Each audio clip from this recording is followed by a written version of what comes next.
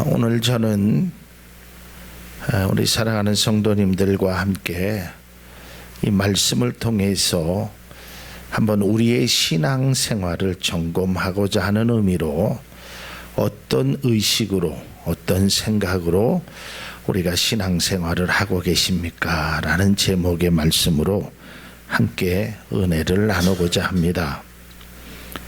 우리가 잘 알다시피 의식이라는 것은 우리가 깨어있는 상태, 다시 말해서 자기가 자기 스스로를 아는 것을 우리는 의식이라고 하고요, 모르는 것을 무의식이라고 합니다. 그래서 자기 자신이나 사문에 대해서 인식하고, 그러니까 어떤 인식을 가지고 어떤 의식을 가지고 우리가 신앙생활을 하느냐는 매우 중요한 것입니다. 본문은 우리가 잘 아는 대로 아굴의 기도로 많은 사람들에게 알려진 기도의 내용이며 그리스도인들이 반드시 드려야 할 기도의 내용 중에 하나라고 생각되어집니다. 이 본문의 기도의 내용을 간단히 말하면, 하나님, 내가 부자가 되어서 하나님을 모른다 할까 두렵고, 내가 가난해서, 너무 가난해서 도둑질하여 하나님의 이름에 먹칠을 하지 않게 해달라고 기도하는 것입니다. 부자와 가난, 매우 상반된 모습입니다. 그럼에도 불구하고 여기에서의 초점은 부자냐 가난한 사람이냐 이게 중요한 것이 아니라 오직 하나님께 대한 그 하나님의 이름, 하나님의 영광이 어떻게 나타날 것인가 라고 아굴은 기도하는 것입니다. 오늘 이 기도에 대해서 말씀드리려고 하는 것은 아닙니다. 오늘 저는 이 그리스도인의 신앙생활에서 우리가 어떤 의식과 생각을 가지고 있느냐, 이것에 관해서 말씀드리려고 하고, 제가 몇 주 전부터 이 말씀을 준비했습니다.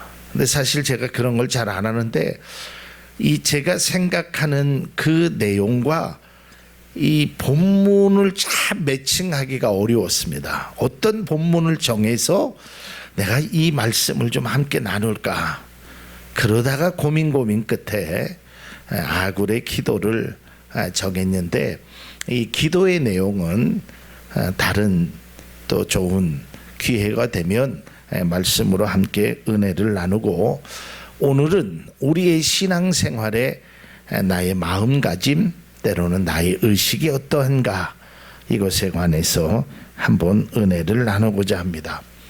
사람은 누구나 다 생각을 하고 살아갑니다. 생각이 없는 사람은 아무도 없을 것입니다.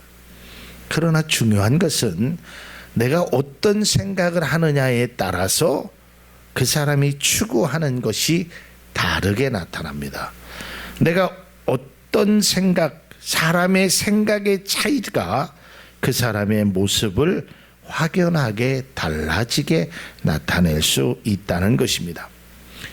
탈무드에 나오는 이야기 중에 이런 이야기가 있습니다. 두 남자가 여행을 하다가 이제 모든 것을 다 탕진했습니다. 아무것도 없고 이제 먹을 것도 없고 깊은 산중에서 참 그들이 기진맥진하다가 저 멀리 집 한 채를 발견하게 됩니다.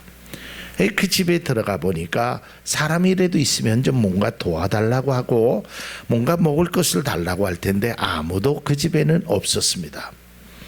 그런데 공교롭게도 높은 그 처마 위에 이 과일이 몇 개 담겨져 있는 과일 바구니를 보게 되었습니다. 이때 한 사람은 이렇게 이야기를 합니다.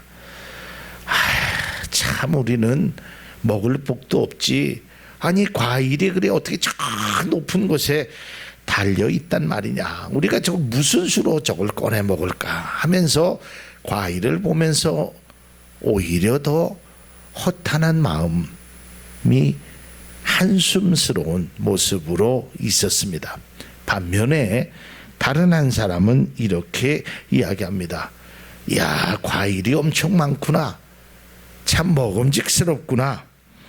그런데 너무 높게 있네. 저걸 어떻게 내릴까? 우리가 잘 지혜롭게 생각해서 저 과일을 먹자라고 이야기했던 것입니다. 여러분, 똑같은 것을 보고도 긍정적인 생각을 하면 바구니를 내릴 방법을 찾지만 부정적인 생각을 하면 체념하게 된다라는 탈무드의 이야기가 있습니다. 이처럼 사람이 어떤 생각을 갖느냐가 매우 중요한 것입니다. 마찬가지로 우리가 신앙생활을 하는 그리스도인으로 어떤 생각을 하느냐에 따라서 우리의 믿음의 걸음이, 믿음의 방향이, 믿음의 모습이 확연히 달라질 수 있다라는 것입니다. 그리스도인들이 가지고 있는 생각이나 의식은 천차만별일 것입니다.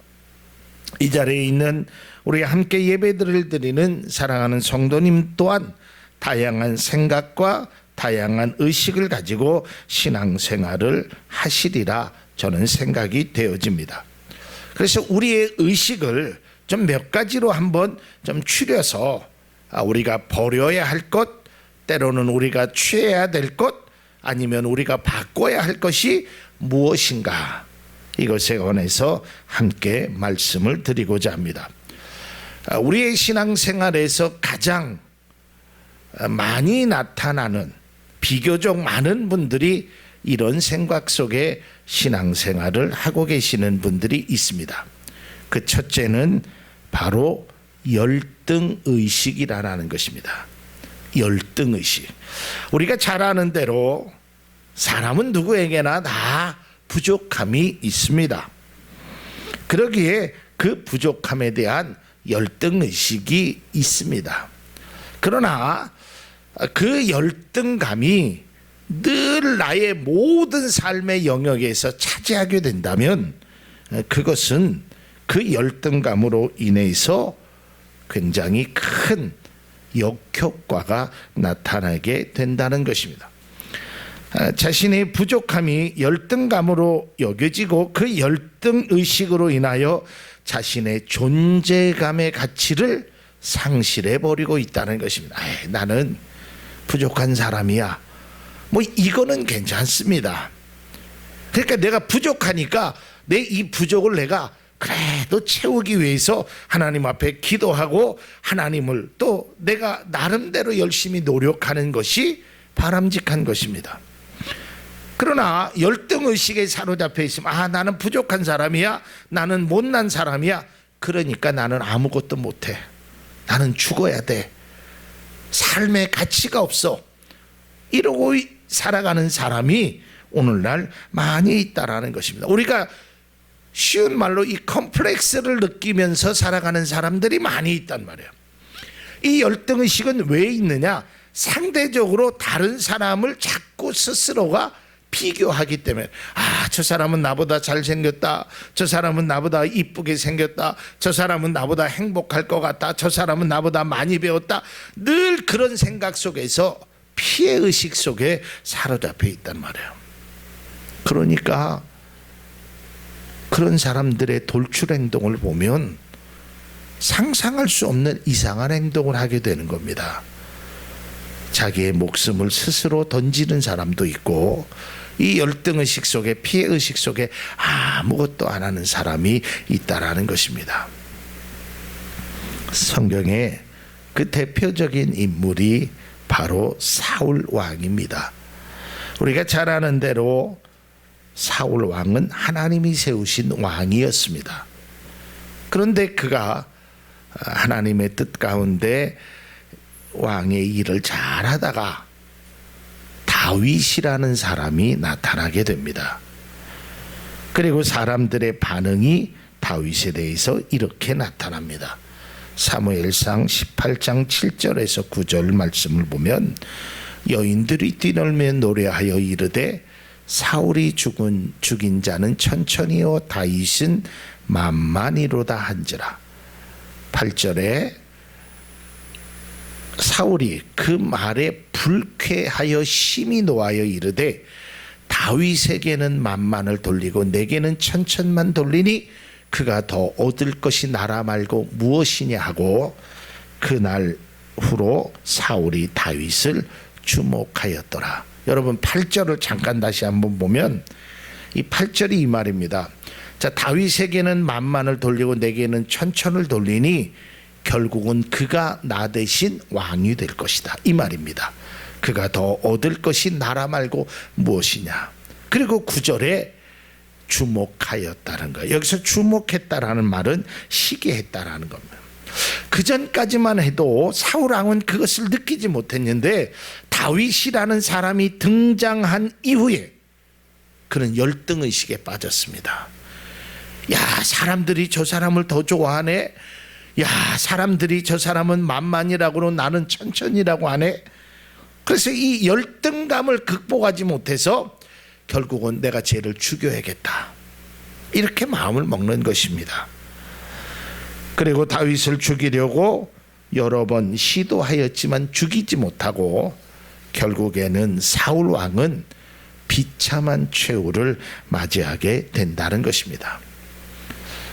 또 뿐만 아니라 이스라엘 백성들이 가나안 땅을 들어가려고 할 때 모세가 우리가 잘 아는 대로 12명의 정탐꾼을 보냅니다. 이 정탐꾼 중에 10명의 사람들이 와서 이렇게 보고를 합니다. 민수기 13장 32절에서 33절에 보면 이스라엘 자손 앞에서 그 정탐한 땅을 악평하여 이르되 우리가 두루 다니며 정탐한 땅은 그 거민들을 삼키는 땅이요 거기서 본 모든 백성은 신장이 장대한 자들이며 33절에 거기서 네피림 후손인 아낙 자손의 거인들을 보았나니 우리는 스스로 보기에도 자기 자신들도 메뚜기 같으니 그들이 보기에도 그와 같았을 것이니라. 그러죠. 여러분 사실은 그렇지 않았어요. 예. 우리가 여호수아 수요일날 여호수아 말씀을 우리가 보면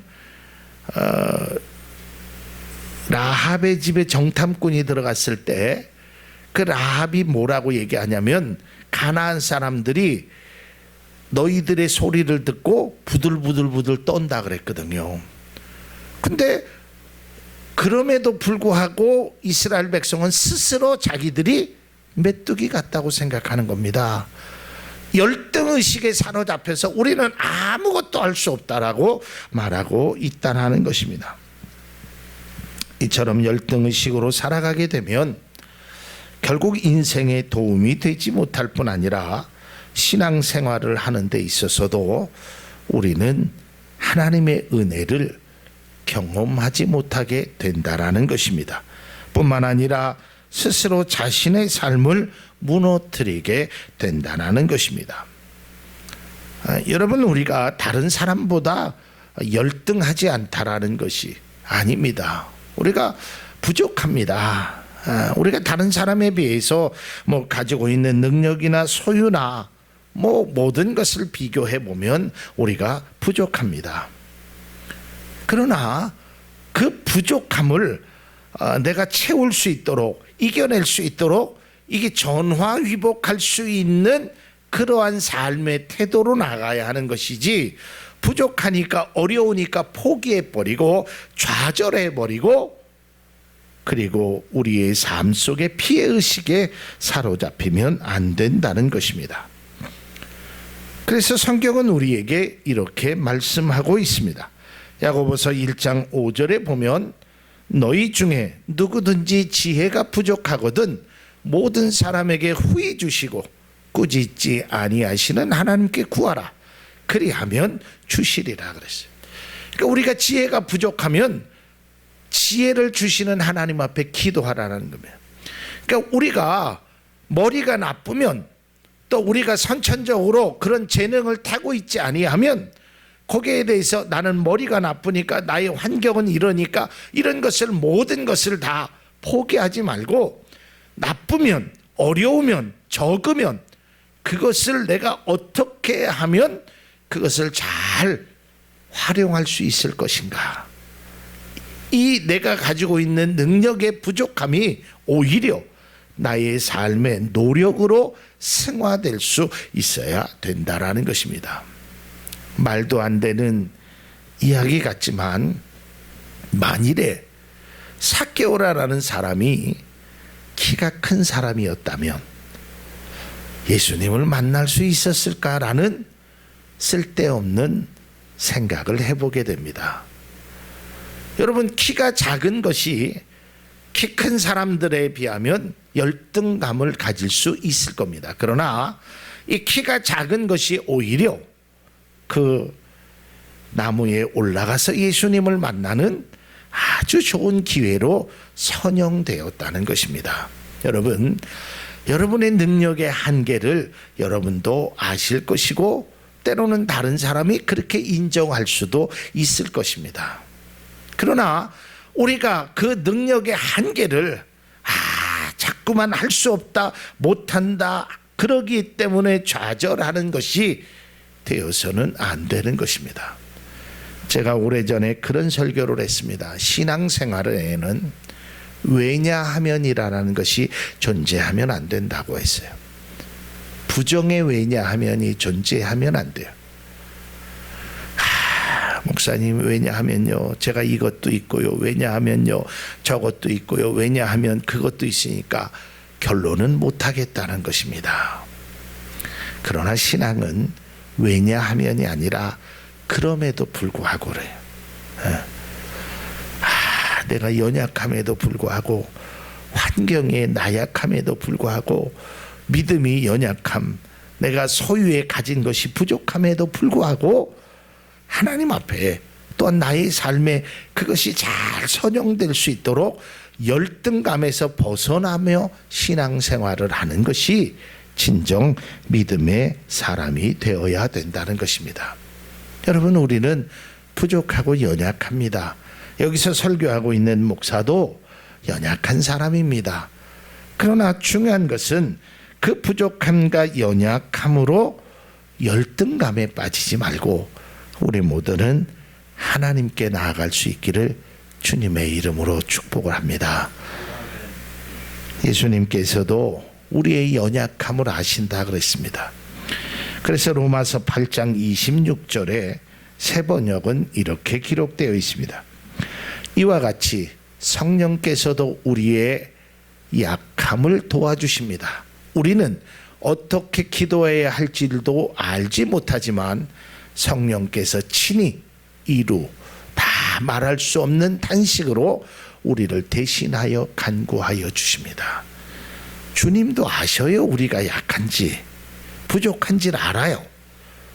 그러니까 우리는 주님 앞에 부족한 모습으로 나아가야 하는 것이지, 부족하기 때문에 나아갈 수 없다라는 것, 연약하기 때문에 안 된다는 것, 이것은 바른 신앙의 모습이 아니라는 것입니다. 사랑하는 성도 여러분, 우리의 연약함이 열등감으로 피해의식으로 사로잡히지 않길 바랍니다. 오히려 여러분들의 연약함이 하나님의 능력을 붙잡는 귀한 도구로 선용될 수 있기를 주님의 이름으로 축복을 드립니다. 자, 이제 두 번째로 이 열등감과는 다른 모습이 있습니다. 그것은 우월감입니다. 물론 정확한 통계는 아니지만 많은 사람들 가운데 아마 열등감이 훨씬 우월감보다는 많을 겁니다. 우월감을 가진 사람들은 그렇게 많이는 없습니다. 그러나 많이 없음에도 불구하고 은근히 자기 자신의 우월감에 빠져 있는 사람들도 때로는 발견하게 됩니다. 이 우월감은 자신이 다른 사람보다 우수하다고, 능력이 많다고 느껴지는 것입니다. 그것 자체가 나쁜 것은 결코 아닙니다. 우월감이 자신감으로 승화되고 활용되면 긍정적인 효과가 있지만, 이 우월감이 다른 사람을 비하하거나 무시하거나 또한 나 자신의 자만심 또는 교만한 태도를 보이는 것은 결코 바람직스럽지 않다라는 것입니다. 그리스도인들 중에는 잘못된 우월감에 사로잡혀 있는 사람들도 간혹 보게 됩니다. 오늘 아굴의 기도를 보면 아굴이 이렇게 기도합니다. 하나님, 내가 부자가 되어서 내가 능력이 많아서 혹시라도 배가 불러서 하나님을 모른다 할까 두렵습니다. 그러니까 우리가 예수님께서도 말씀하셨듯이 내가 선 줄로 아느냐? 넘어질까 조심하라 그랬어요. 그러니까 믿음의 사람들이 꼭 기억해야 될 것은 기도 응답 받은 후에 조심해야 돼요.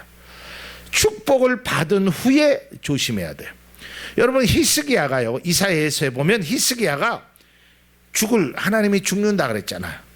근데 하나님 앞에 기도했거든요. 그래서 하나님이 몇 년을 더 살게 하냐면 15년을 더 살게. 근데 그 이후에 히스기야의 삶이 하나님이 보시기에는 또 우리가 보기에도 안타까운 모습으로 살아갔다는 거. 또 성경에 보면 사사 중에서 기드온이 있잖아요. 기드온이 300명의 용사를 가지고 전쟁에서 승리하잖아요. 승리한 이후에 그 가정에 에봇이라는 우상을 만들어 놓게 됩니다. 이처럼 우리가 잘 될수록, 은혜가 충만할수록 우리는 우월감에 빠지지 않는 겸손한 그리스도인들이 되어야 될 줄로 믿습니다. 내가 지금 누리는 평안, 나의 풍족한 형편, 이 모든 것이 나의 노력으로만 되었다고 생각하고 우월감이 사로잡혀서 나보다 못한 사람들에 대해서 폄하하거나 무시하는 행동, 비난하는 모습은 바람직하지 않다라는 것입니다. 하나님이 원하시는 믿음의 생활을 통해서 은혜와 축복을 받은 사람들이 특별히 조심해야 하는 것입니다. 마치 나처럼 해봐라, 나처럼 살아봐라, 어떻게 그렇게 사냐, 어떻게 그렇게 믿냐, 이런 식으로 마치 자기가 뭔가를 한 것으로 착각하며 살아가는 것은 바람직한 신앙의 모습이 아니라는 것입니다. 그 대표적인 사람이 바로 바리새인이었습니다. 누가복음 18장 11절에 보면 바리새인은 하나님 앞에 이렇게 기도합니다. 바리새인은 서서 따로 기도하여 이르되, 하나님이여, 나는 다른 사람들 곧 토색, 불이, 간음하는 자들과 같지 아니하고 이 세리와도 같지 아니함을 감사하나이다. 얼마나 교만한 모습입니까? 얼마나 거만한 기도의 내용입니까? 그래서 잠언은 이렇게 말씀하고 있습니다. 잠언 16장 18절에 교만은 패망의 선봉이다. 거만한 마음은 넘어짐의 앞잡이라. 진정 믿음의 사람은 은혜를 받을수록 겸손해져야 하는 것입니다. 축복을 받을수록 베풀고 나눔을 실천해야 하는 것입니다. 우리는 열등의식이라는 피해의식에도 사로잡혀 있으면 안 됩니다. 또한 우월감이라는 그러한 것들이 우리의 삶에 걸림돌이 되어서는 안 되는 것입니다.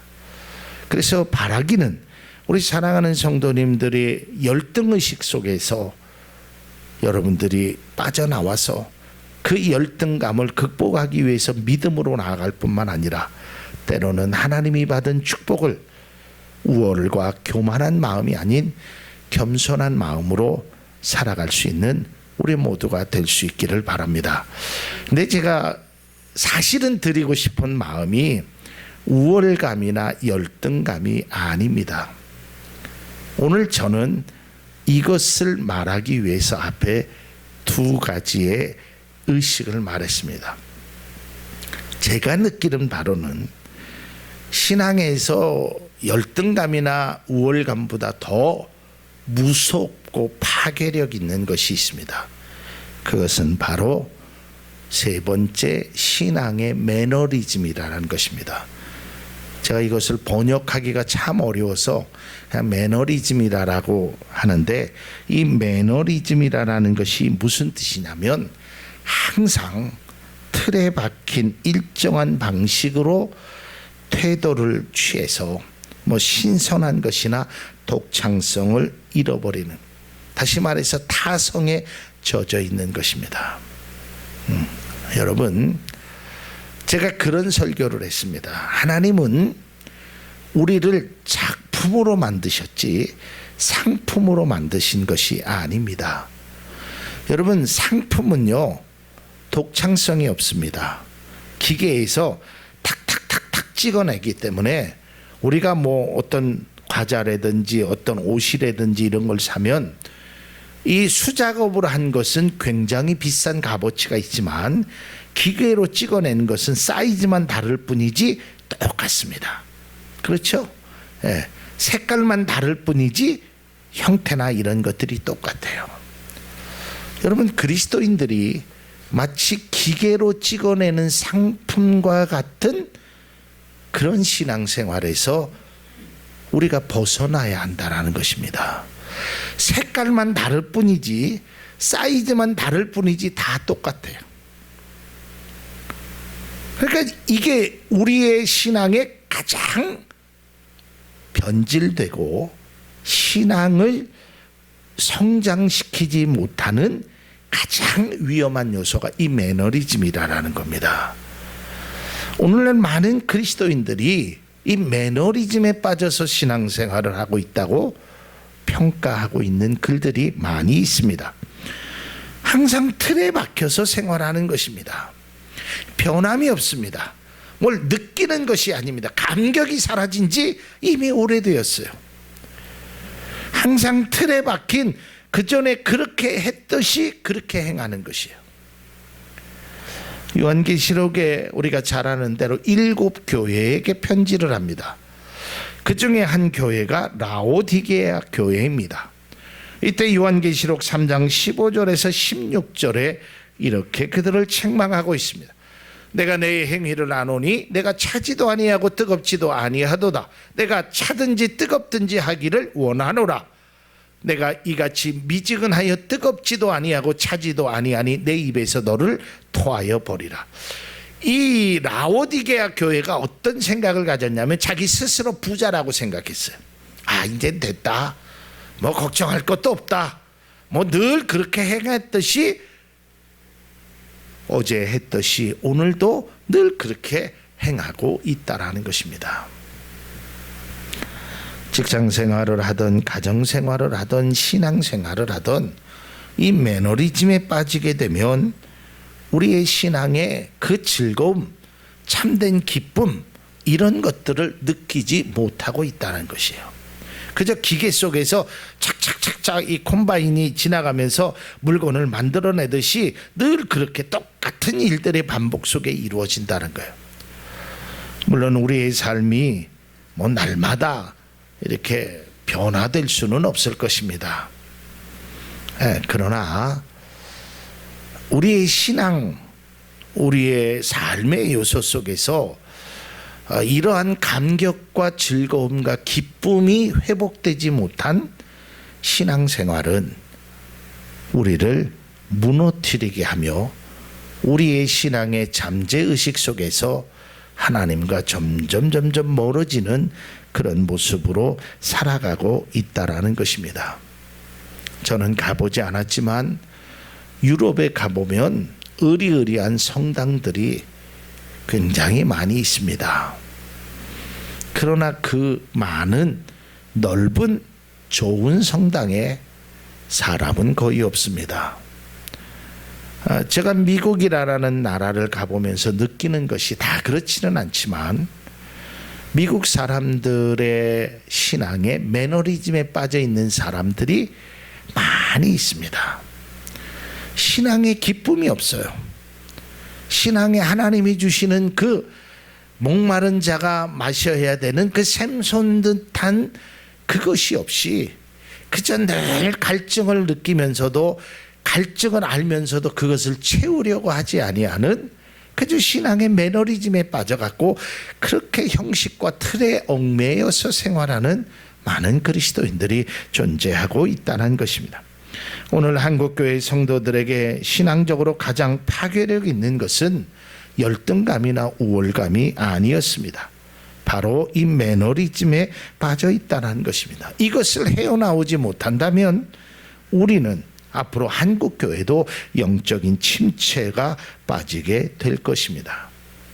사랑하는 성도 여러분, 우리의 신앙생활, 나의 신앙생활은 어떠한지 오늘 말씀을 통해서 한번 내 자신을 바르게 볼 수 있기를 바랍니다. 혹시 영적인 열등감이 있다면 그 열등의식과 피해의식에 사로잡혀서 좌절하는 길을 걷기보다는 열등감이 오히려 나를 발전시키는 그런 좋은 계기로 삼아서 열등감을 극복하는 우리 모두가 될 수 있기를 바랍니다. 또한 혹여 영적인 우월감으로 교만한 마음이 있다면 주님 앞에 겸손한 모습으로 나아가고 감사하고 섬기는 믿음의 승리자가 우리의 모습이 될 수 있기를 바랍니다. 또한 끝으로 반복되는 일상과 틀에 박힌 모습 속에서 자신도 모르게 신앙적인 매너리즘에 빠져 있다면 주님을 처음 만났을 때 주님이 주시는 은혜와 감격, 그 기쁨을 우리의 신앙에 회복되는 귀한 은혜가 있어지길 바랍니다. 오늘 아굴의 기도의 내용처럼 열등감으로 피해의식과 자격지심에 빠지지 말고 우월감으로 자만심과 교만한 마음을 갖지 말며 매너리즘으로 타성에 젖어 형식적인 신앙의 모습을 탈피해서 하나님의 영광을 나타내는 그 믿음의 자녀로, 또한 잃어버렸던 첫사랑의 기쁨도 회복되고 주님이 우리에게 주시는 그 풍성한 은혜의 단비로 우리가 충만한 믿음의 삶을 사는 우리의 신앙생활이 다 그런 모습이 될 수 있기를 주님의 이름으로 축복을 드립니다.